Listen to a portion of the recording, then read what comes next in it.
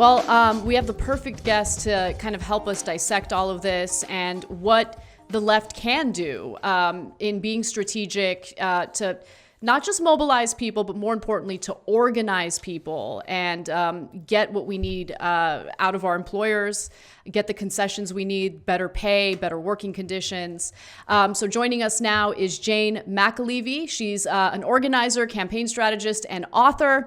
And she's also the host of Organizing for Power Strike School. We have a fun video for that. Let's take a quick look and we'll start our conversation.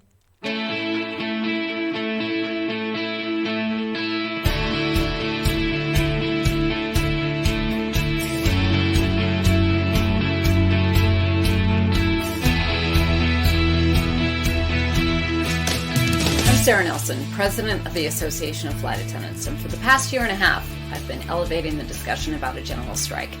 When I first uttered the words general strike, I did so when close to 2 million workers were being held hostage by their boss in the White House. This behavior towards workers is nothing new in the United States, but it hasn't been seen at a scale like it is today since the early 1930s. Incidentally, the last time economists and the political elite wrote off workers and unions as a thing of the past. There is nothing more powerful in capitalist systems than workers withdrawing their labor. Nothing. General strikes, I can't even imagine them because they haven't happened in my lifetime. Not in the US, right? We haven't had anything like a general strike in my entire lifetime. To get to a general strike is going to take actually a lot of method and a lot of discipline. That's why I'm helping Jane McAlevey and a team of international organizers, networking together with support from Rosa Luxemburg Institute in Germany, to launch a strike school this September and October. We can build the kind of unparalleled worker power produced by supermajority strikes. Join us.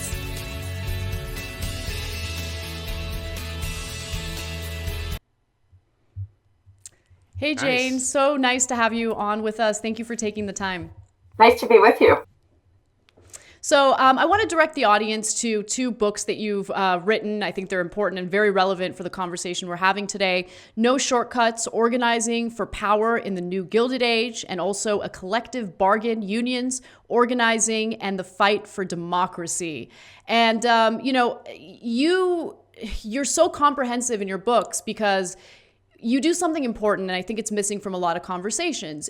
You talk about the history of labor unions and how they came to power, and then how they were weakened. So can we start off by talking about the history a little bit and what happened between 1935 and 1947? What led up to that era of labor unions, and what made labor unions so powerful during that time period? Yeah. First of all, there's so much to say just from the opening that the two of you were having, the dialogue you were having, and then Nando's sort of commentary, and the conservative, like everyone was reading, right? That the two different pieces that came out this week about the conservative sort of posturing about whether or not they should be pro-union. There's about 1 million motorcycle people going past right now, so that'll pass. But so I think there are several things that are really important that people often forget. Let's start with what led to the 1935 National Labor Relations Act. The 1935 National Labor Relations Act, which flawed in many ways, and we can discuss what those flaws are, but it was still the most radical piece of sort of working class labor legislation passed at that time, with all sorts of racist stuff tucked into it, like the entire history of the United States. But for the moment, let's just acknowledge that when workers in this country received the sort of legal right, some workers received the legal right to collective bargaining, it happened because of massive, sustained, illegal strikes in 1933 and 1934 that are generally sort of like washed out of the history books. I mean, all this stuff is washed out of the history books, but even among sort of like progressives or leftists, most people think they point to 1936 as the beginning of the mass unionization, which is the sit-down strikes in Detroit and in Flint and in the state of Michigan in the auto plants. The truth is, it was the massive strikes that forced FDR and Congress to pass the National Labor Relations Act that actually then got us to the later, amazing strikes that happened that set the power for workers winning the kind of contracts, frankly, collective bargaining agreements that were life-changing. And what's interesting to me, and what I try and highlight in both of those books, and actually the first book too, is there are workers today still winning contracts as profound and powerful as 1936. We just don't hear a lot about it because there's certainly less of it happening, but it is still happening. And those of us still doing it are using the same methods that they were using back in the 1930s. So it's sort of building on something that Nanda was saying earlier, there's no real news story. There's just, do we know our history? Do we know what worked and didn't work in terms of the methodological approach to the work? Because one thing that is really true is that massive strikes generally in the United States do not happen because workers wake up one day and go, hey, let's just have a massive strike. It's just not reality. It was in the 1930s and it's not today, but workers can still kick some serious ass and win. So I didn't quite give you the 35 to 47 yet, or then the way I break down the new book is I give chunks of periods that I'm analyzing, right? And then what the right-wing rollback begins in 47. But I think it's so important to talk about 33, 34, and 35 and the strikes that forced the policymakers to make the policy that then enabled way more working class people to fight their way out of dire poverty, which we are experiencing right now. Yeah, I want to ask about that because like you mentioned, all of this history is just basically erased. No one knows it. It's not discussed in history textbooks. It's not discussed on the History Channel. It's there's a lot of D-Day stuff, but none of this stuff. But the passage of the 1935, the Wagner Act, and then that 12-year period until Taft-Hartley. Can you talk about Taft-Hartley in 1947 and what it did? I mean, it's remarkable how brief that period was. How quickly they realized, we gotta undo all that stuff. Yeah. So talk about the Taft-Hartley Act and its effect. I will, but I also just want to mention again, I think a mischaracterization of Taft-Hartley, or a way that I try and frame it in the new book. And this is the pleasure of me, having been an organizer for 25 years and then finally pausing. I called it taking a nap, like a break, to study for a while and get the PhD, which was like a way seriously to just take a break.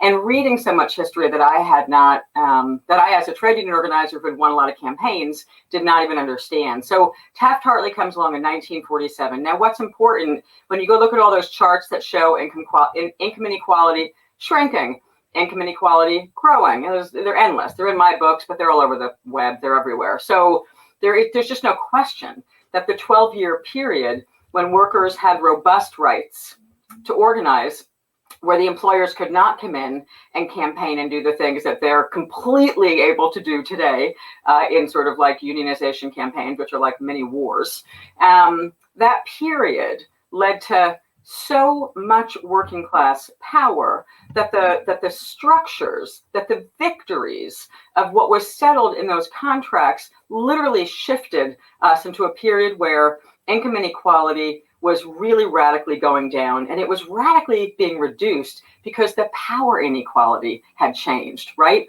Workers actually had something approaching a fair playing field by which they could try to unionize and go on strike. So 47 hits, and I think there's a lot of shit out there about what happened in 47 and why. And the most common stuff right now is people trying to say it was a Taft-Hartley, which takes away a lot of the rights that workers had won in 35. I'll get there. But a lot of people saying it happened because of the huge strike wave in 1945 and 46 when U.S. troops were coming home. And I just think we got to squash that narrative. I don't buy it, and I don't think the history plays it out. I want to argue, and do argue, that one of the primary reasons for Taft-Hartley was the Jim Crow Southern delegation in Congress realizing that unions were moving into the South as veterans were coming home from World War II. It was a little harder to shoot down guys in uniforms who had just helped fight fascism and save the country. Unions were moving more aggressively into the South. Unionized plants, of which there's a beautiful history of this in a great book called Negro and White Unite and Fight. It's just an amazing history book. Someone's dissertation, but really good to read. And the unions were moving into the South, and every place you had a radical union, let's just be clear, there's always been good unions and not good unions. So when I'm talking about unions, I'm usually talking about the good ones.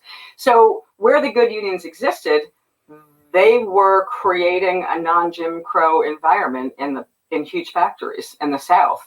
And it was getting harder to fight that, right? When guys were coming home in uniforms, like, what do we do now? So they passed this act called the Taft-Hartley Act. They team up with some Northern industrialists. Of course, Northern industrialists don't want to share power with workers, right? They never did. But so there's a moment about preserving Jim Crow and about stopping the progressive and radical influence of the best unions in this country, who in fact were challenging racism in a way that I think is often negated when we talk about class and race and gender, and how fundamentally they have to be seen as one big fight in the USA. So that's Taft-Hartley, and it just undoes. It basically takes a knife to Taft-Hartley. It undoes it. It makes it legal again for the boss to run competing campaigns where they can just campaign against unions in any unionization election.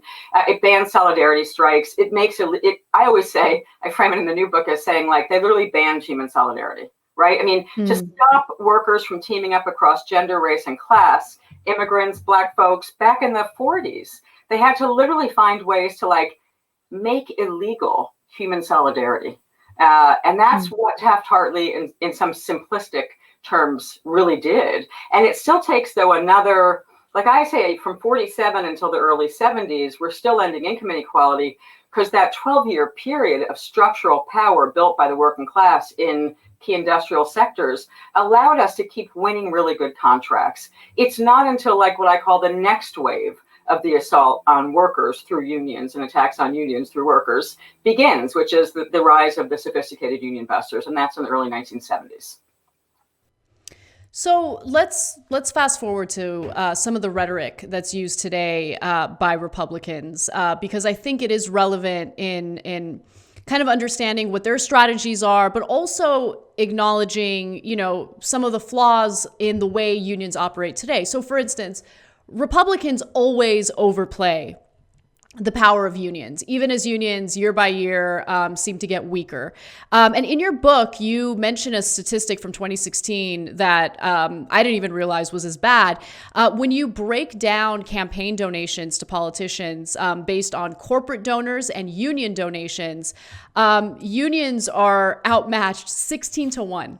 Okay, it's just insane. Yeah.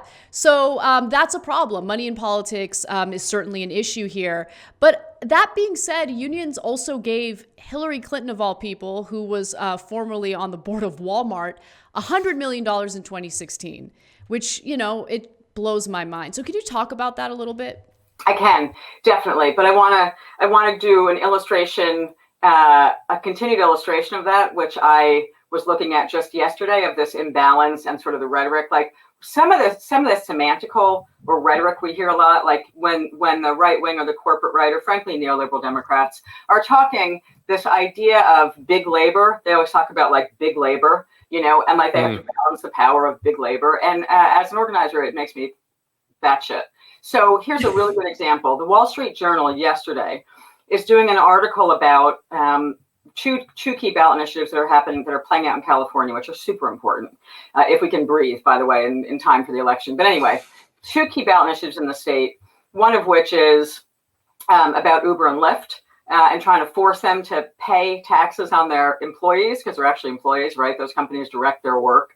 Big debate. But the other one is really also super important, and I've been doing some work on this for the last year, which is Yes on 15, a super important ballot initiative that will, what we call, remove the historic era in what was Proposition 13, the original anti-tax movement that grows out of California in 1977. Prop 15, and it's a yes on 15, by the way, for us. Prop 15, the spending by the business elite. I just want to get, just to bring that number current from 2016 to now on one ballot initiative. The spending that Wall Street Journal reported by the business elite against us, right, against fairness, is at $180 million in spending right now in the campaign cycle. And our side, which they refer to as big labor, is at $6 million. So Jeez. we're $6 million in a fight to make corporations pay their fair share of taxes in a pandemic that's destroying workers. And they've put 180 million into the same ballot initiative. So when people say big labor, and I hear liberals and I even hear leftists say it, so I just want to ask people, like, stop saying it. It's not a useful terminology, right? So, but then back to your question. So, okay, that's the imbalance. We just need to keep talking about how substantial that imbalance is. And then the truth is, like, then the unions like threw down with Hillary Clinton, just like unions are throwing down with Joe Biden. I mean, I think that's, look, I think that the candidate to beat Donald Trump the first time and the second time was Bernie Sanders. And I don't mean that I mean that as a strategist. I don't mean that as I sort of have grown to love Bernie now, but I didn't wake up as a trade union organizer who's a woman who works in mostly women of color fields. Like, great, let's get that old guy from Vermont, who's white, as our candidate. Like, that was not my initial impulses. But to be honest, there is no question that Bernie Sanders was the candidate to beat Trump in 2016, not Hillary Clinton. And it's a shame, and it's emblematic of both a lack of rank and file democracy in most unions, like who makes the decision in most unions about those political endorsements is not like a majority vote of the rank and file, by the way. And that's a problem. And so, we know that in 2016, there was huge pushback in some of the teachers' unions and some of the healthcare workers' unions, some of the more dominant unions that reflect today's U.S. economy, where workers just don't really have much of a say in who their union's endorsing at the national level. And that's, I don't want to obsess about it. I mean, the truth is, at the end of the day, we need a rebuilt, better, stronger trade union movement like nobody's business right now. And I wake up every day trying to do my part in making that happen. But there's so many issues about basic democracy. And, when I led a union, there was only one period when I was sort of like leading a statewide union versus running international or national campaigns and negotiations and blah, blah, blah. And one of the very first things we did was we completely radicalized the bargaining process. So we said every single worker in the union represented by any of our contracts is welcome at the bargaining table. Super radical idea and super simple, in my opinion. I'm just going to say that again, like, open up the bargaining process to your workers. But the second one is we opened up the political endorsement process. So we fully democratized bargaining, the collective bargaining process itself. And we did huge open meetings where every single worker was invited to come and put their hands up. And if politicians wouldn't come in to meet all the workers, they were like, no, we want to talk to you and the executive board. And I'd be like, kiss my ass, because it's their vote. You know what I mean? So there are simple things that we could do if we wanted to like bring way more workers excitedly into the process of politics. And it starts with unions inviting them much more centrally into not just as like, oh, I'm the tired nurse, and here's why it'll be better to have a Democrat, but like actually engaging them in the political process inside the union would be a simple and good thing to do. Can you discuss the difference of what you call mobilizing and organizing? Can you explain that difference? Yeah. Mm-hmm. It's never that easy, actually, ironically. But, for me, what distinguishes organizers and organizing from activists and mobilizing. So these are semantically really specific words to me. Organizers and activists are different. We overlap, but there's actually differences. So organizers wake up in the morning, attempting focused like all day on two things. What have we done to bring people who are not involved in any sector of our movement and don't identify as being people in a movement into the movement? That's base expansion, right? And that's why, despite all the complexities of trade unions, I'm a trade union organizer. Because when you do trade union work, you have to contest with whoever the boss hired. Whoever the boss hired is who I have to talk to if we're going to try and teach those workers to win a campaign. And mobilize, right? So Trump voters, people who don't vote, Black workers, white workers, Filipinos, tensions among them, white nurses saying we wish those Filipinos would stop speaking that other language. And, there's so many real world issues that if you're a trade union organizer, you got to learn how to deal with, or you're all just going to lose, right? So, and mobilizing is activist based, and it's good, and we need a lot of it. But it's people who wake up spending almost all their time talking to people who already agree with us. Mm-hmm. So if you wake up in the morning and you spend all of your time going to mobilizations, marches, rallies, protests, direct action. Again, great. I was one of the 2 times that the Bay Bridge has been shut down. I was on that delegation getting surrounded by a million guys with guns and stuff. Like, I'm down with shutting down bridges, but there's a moment for it. Yeah, it was amazing, actually. It was the beginning of the Gulf War way back, I don't know, 1991. But it was really well done. And I wish that even Occupy people had thought how much divert we did, like which bridge we were taking anyway.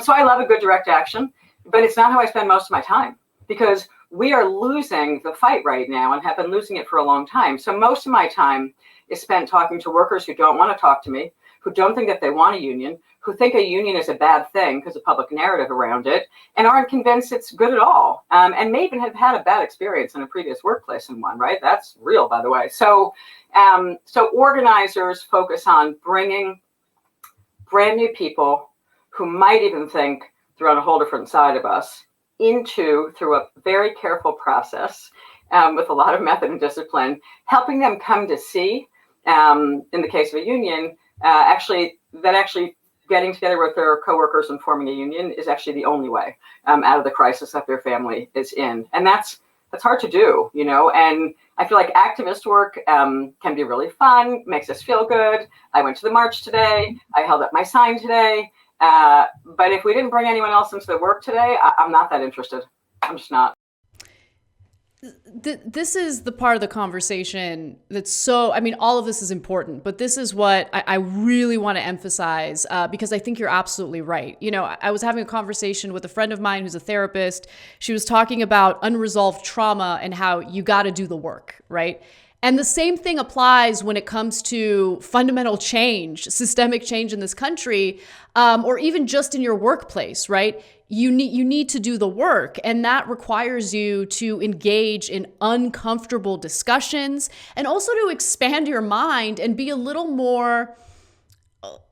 less judgmental toward people you might disagree with on any given issue, right? And that's a difficult thing to do right now, because everything in the US has become weaponized, especially by the Democratic Party, when they don't want to focus on economic policy in any way. They want to deflect. And the best way to do that is to focus on our differences, the divide and conquer strategies. Let's focus on identity and how discussing feminism isn't enough. Like, we need to talk about misogyny toward Black women and how that's fundamentally different from misogyny toward white women. Like, all meant to divide all of us. We're all different and we can't fight together in solidarity. How do we combat that? Because I think that the left falls victim to that narrative over and over and over again. Yeah, I don't know. The first thing I think is, for all the armchair critics, out there of the trade union movement, which there's a lot, especially in the left, until you actually run a campaign where you can get a Trump voter to change their mind about Trump, and unite up with Black and Filipina and everyone else, and where they learn through the process, right? Like, organizing has a series of steps.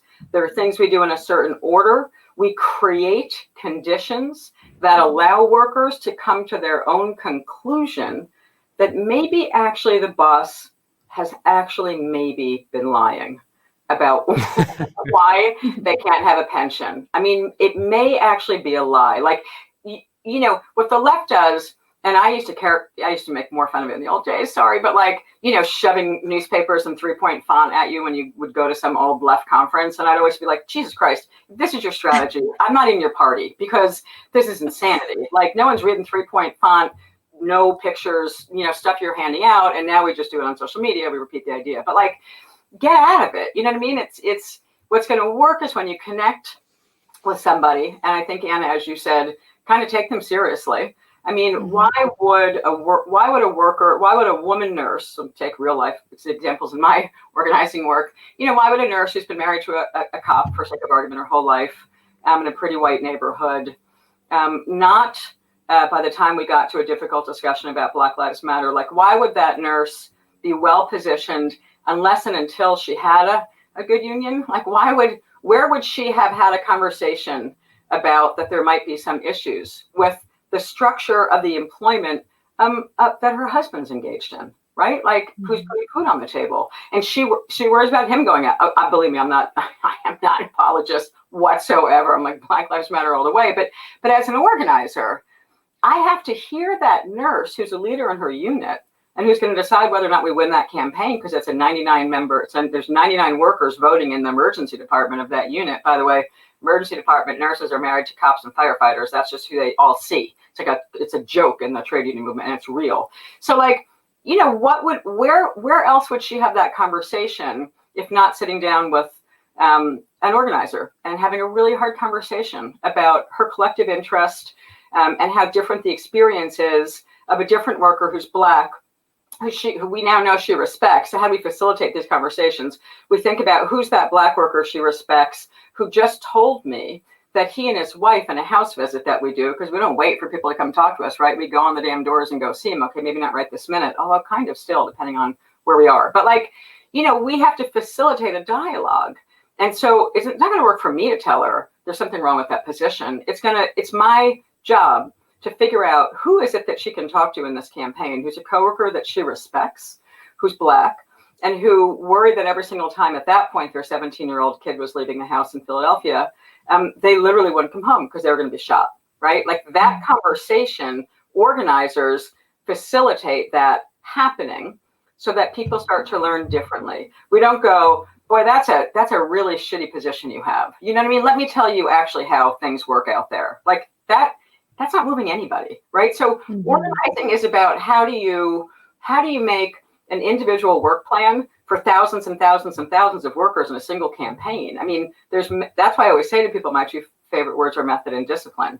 I mean, there's a lot of method and there's a lot of discipline to overcoming the polarization that exists in this country. And the best examples of it are hard-fought unionization campaigns and hard-fought strikes, because if you can't build supermajority support, you will not win a unionization campaign in the United States. And then you will not be able to go on and win a strong contract, which is the whole point of forming a union, right? If your unity doesn't hold, you actually just can't win. And so it's a metaphor for the whole country. And polarization and futility and division were really the architecture of the union busters that's now come into the White House and the sort of right-wing political elite. Like, they are using every single tool in the toolbox that professional union busters use. And there's a whole lot of us who have taught tens of thousands of workers how to defeat that and how to overcome it, right? So there's methods and there's discipline. It starts, Anna, with looking that nurse I want to go back to and believing,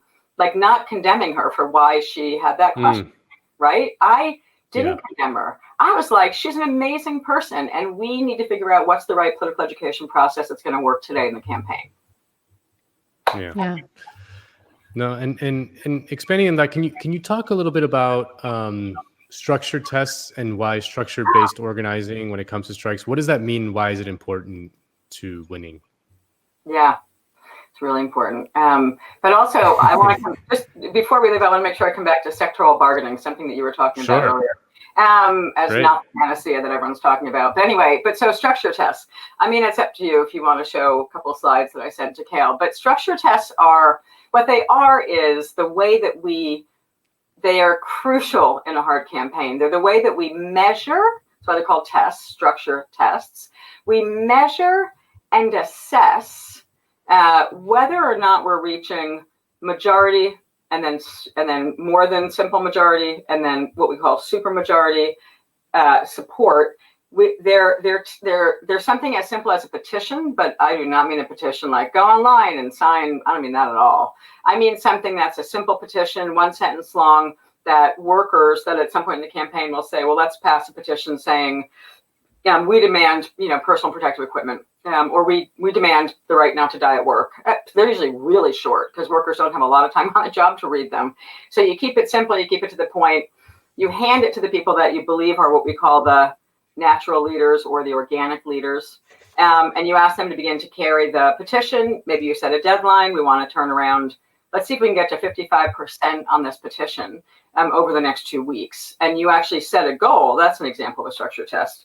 That's perfect. And if you go to the next one, you'll see an evolution of it, which is a photo Oh yeah, there's actually some of the nurses I was just talking about to march that on the boss. That's in Philadelphia in 2016, in a really, really hard fight where IRI Inc., which is who Google's hired, by the way, now, when the 4 organizers who led the walkout at Google were fired in December of 2019, it was just after they announced that they had hired or it was announced by the New York Times that they had hired IRI Inc. That's who these workers were going up against in that fight that I helped lead them through in Philadelphia in 2016. So that's the nurses. They've hit their first majority structure test, which means they've got a majority in every unit and every shift in a big hospital, and they're about to march it upstairs to their employer. And it's doing so many things at once. It's building the workers' confidence, but for us, it's letting us know each structure test we do lets us know where we have weaknesses,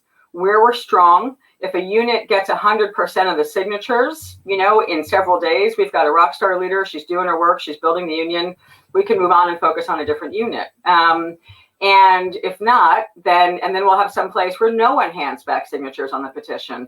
And that allows us to focus our strategic resources in what we call the biggest, worst areas, places where nothing substantial is happening, and we're going to lose, right? If we can't figure out a strategy, there's 2 things we have to do in hard campaigns, and it's true in this election. It's true in the United States in this election. We have to flip antis. It's called flipping antis, right? In our lingo and union campaigns. And we have to move the undecideds. So we have methods that are about moving the undecideds and flipping the antis. And this is all like part of the day job of all good organizers. By the way, there's many of them. Like I have so many comrades who do work that I do that don't get the attention because they're just out slogging it right now. But like, there's a lot of us who know how to do this work. And it is an absolute metaphor for what has to happen in this country. And by the way, once we get past this, who knows when we get past this mess, but when we get past it, and when we go back to think about how do we elect candidates more like Bernie or more like Alexandria Ocasio-Cortez or more like, right? There's the same method plays into the primary fights that we need to have to primary the crap out of corporate Democrats. Yes, absolutely. Speaking of corporate Democrats, in your book, you do touch on Silicon Valley quite a bit, and I think it's important because they use a similar strategy as corporate Democrats in order to kind of launder their image. So I'm going to read a few excerpts from your book, and then let's kind of dissect it. So you write, billionaires and the corporations that undergird their 1% superpower status have so skewed the discussion that we no longer debate a worker's right to strike or even their freedom to assemble in the workplace through a union. With the rise of Silicon Valley, we now argue over whether a worker is even a worker. Just quick context, Nando did an excellent commentary segment on Uber, for instance, and how they refuse to refer to their workers as workers in California. And then this is the incredibly important part that I think maybe we need to focus a little more on messaging here to kind of debunk it. But as you write, the big tech elite cleverly disguises their right-wing anti-worker politics with Democratic-backed social positions like support for gay marriage and trans rights, pro-choice legislation, ethnic diversity, and immigration. So I love that you touch on that because it drives me crazy when, like in California, for instance, California is run by a bunch of corporate Democrats, and they are mismanaging the state. There's no question about it. And they hand a win to Republicans because Republicans can turn to Democrats in California and say, look at how the progressives screw everything up, right? They can use that to their advantage, politically speaking. And so same type of strategies used by Silicon Valley. What do we do to kind of reveal what the reality is and kind of spread the message of, hey, these people are not your friends and they might latch onto the social issues, but when push comes to shove, they don't actually care about creating a better environment for people overall. Yeah. I mean, I like to point out, and I like to focus on, do they fund, if you're not threatened by what your workers think, why not just let them all form unions? But why not just actually let them form a union? And what are you doing about the lowest wage workers Because the image of Silicon Valley, right, is these sort of like unicorns and these rich people, and that's part of the parentheses in that sentence that you brought out was like that they're only okay with rich queer people, and they're only okay with rich, right? Mm-hmm. They're funding ballot initiatives called No Sit Lie, to drag trans women, people of color, off the streets of San Francisco because they don't want to be bothered looking at them, right? So you have to actually hold up and illustrate like where their money is, just like right now on ballot initiative 22 in California, where they're spending billions to keep majority of workers of color in poverty, right? That's what the ballot initiative by Lyft and Uber is about. So, we could go on huge tirades about them, but their influence is even more so seen in things like I outline Netflix Reed Hastings, right? Who's the biggest supporter of privatization of charter schools in California,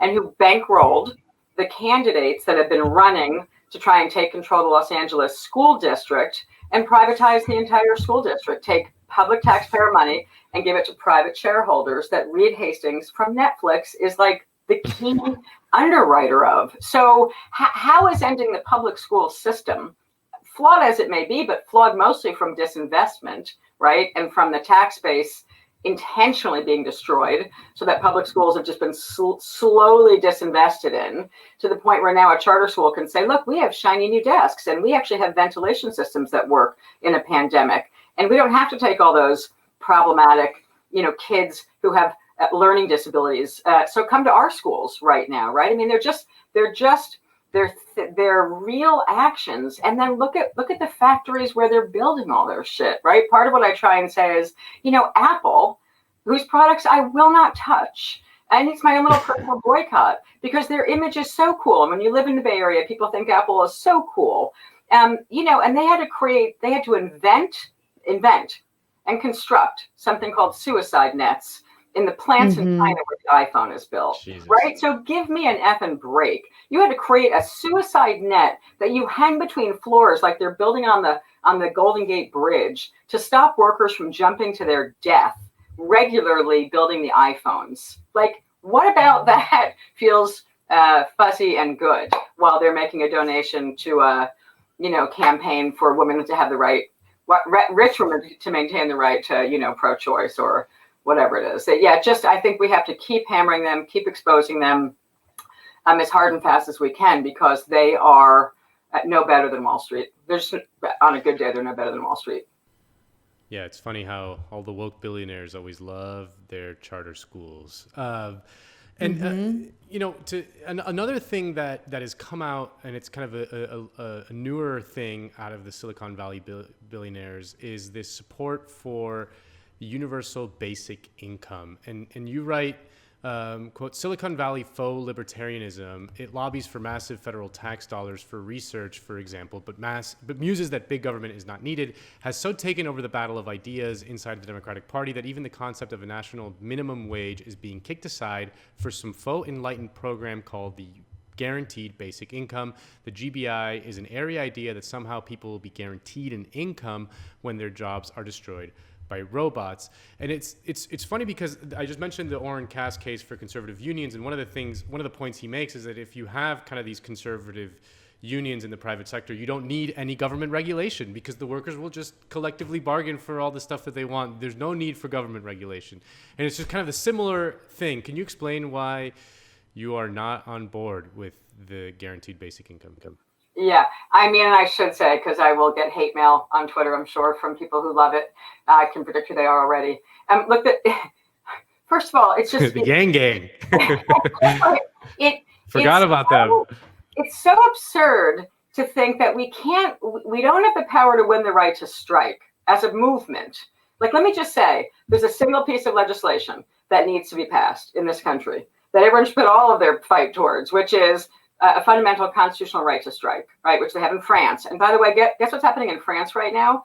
The French government, even though Macron's a pig and he's attacking the system, but still, they just announced in France they're going to extend the payment of 84% of all furloughed workers. 84% of their salary will be paid by the French government. They just announced they're extending that till next summer because it looks like the pandemic's going to continue. So that's what having the constitutional right to strike helps set the terms of debate for, right? So the GBI, to me, it's just, first of all, most people don't understand in this country, which may be different than Great Britain, United States, who leads the debate from Yang to whoever, Silicon Valley guys, they're proposing this to take away Social Security and payroll taxes as they do it.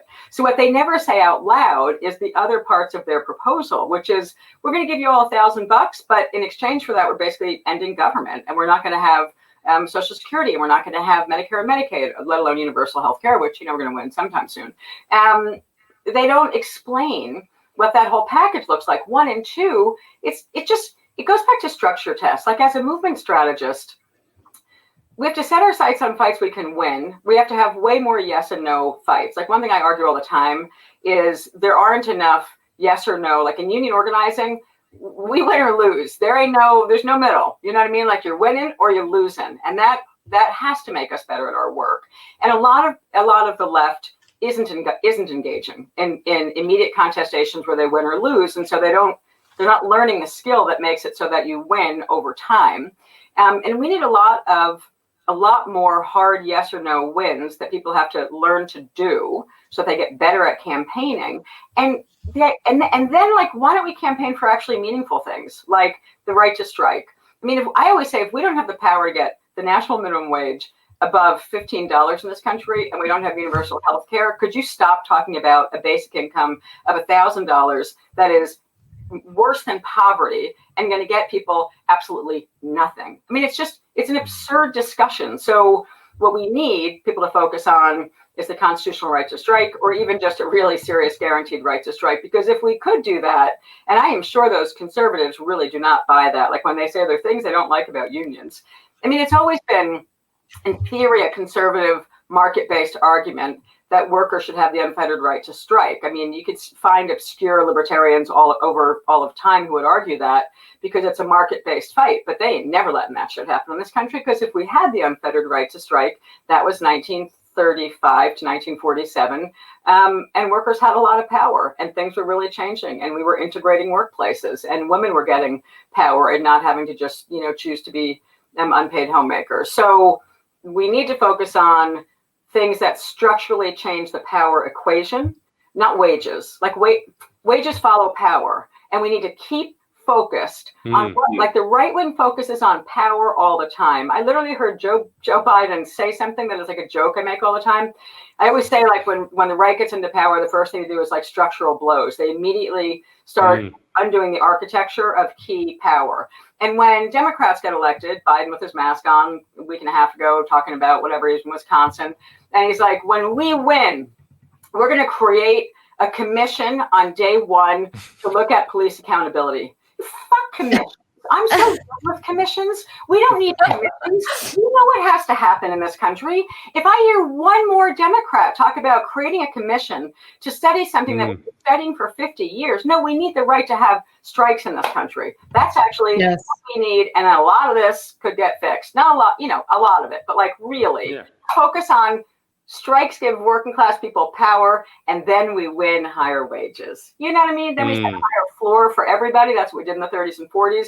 You raise the floor for every worker. So even if every worker isn't in them, this is going to segue us, if you let us, before we go into like me slipping in a critique of sectoral bargaining. But like, we raised base wages for whole sectors of the economy in the 1940s by having the right to strike and striking whole industries. We were doing sectoral bargaining without a law called sectoral bargaining.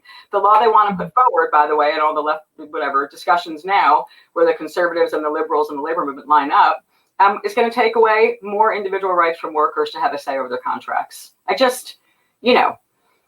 We got some misguided stuff that we got to really sort out, because workers need power. And once workers can gain power by structurally changing the power equation, then wages, healthcare, ending racism, and a whole lot more can follow.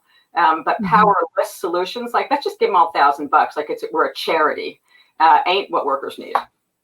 You're right. I mean, fundamentally understanding power and doing what it takes to accumulate it is so important, and that's why your work is important.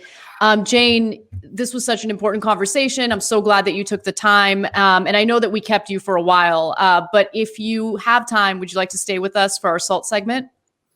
I probably have to go. I actually have a meeting to talk about coordinated bargaining and some important topics with some workers in the field. So No, I totally would get have it. loved to stay. I love Oh, the good. show. It was a pleasure to talk to both of you. Thanks for having me on. Thank you so Thank you. much.